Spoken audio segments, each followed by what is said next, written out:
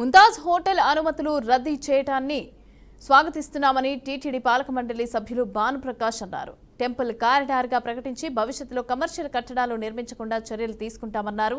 గత ప్రభుత్వం హయాంలో పరకామణిలో కోట్ల రూపాయలు అవినీతి చేశారని ఆయన చెప్పారు. దీనిపైన సిఐడి ఎంక్వైరీ చేయాలని భానుప్రకాష్ తెలిపారు.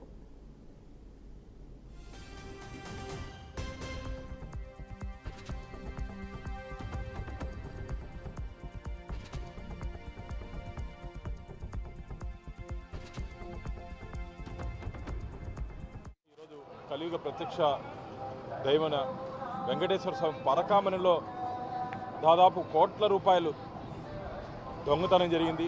దాన్ని నియమ నిబంధనలకు వ్యతిరేకంగా లోక్ అదాలత్లో రాజీ చేశారని చెప్పి ఆ రాజీలో కూడా పోలీస్ అధికారుల నుంచి ఒత్తిడి వచ్చిన కారణంగా మేము రాజీకి వెళ్లాల్సిన పరిస్థితి ఏర్పడిందని చెప్పి విజిలెన్స్ రిపోర్ట్లో ఉండడాన్ని నేను లోకేష్ బాబు దృష్టికి నేను తీసుకుని వెళ్ళడం జరిగింది.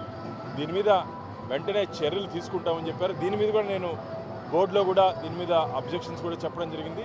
టీటీడీ ఈవో గారు విజిలెన్స్ నివేదిక వచ్చిన తర్వాత వారి మీద చర్యలు తీసుకుంటామని చెప్పారు.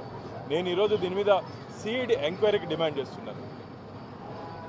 తిరుమలలో పరకామణిలో జరిగినటువంటి అవకతవకల మీద పరకామణిలో 100 కోట్ల రూపాయలు పైచులకు ఈ విదేశీ నోట్లని దొంగలించారు. దాన్ని నియమ నిబంధనలకు వ్యతిరేకంగా రాజీ చేశారు. దాని మీద ఒక సిఐడి ఎంక్వైరీ జరగాలి.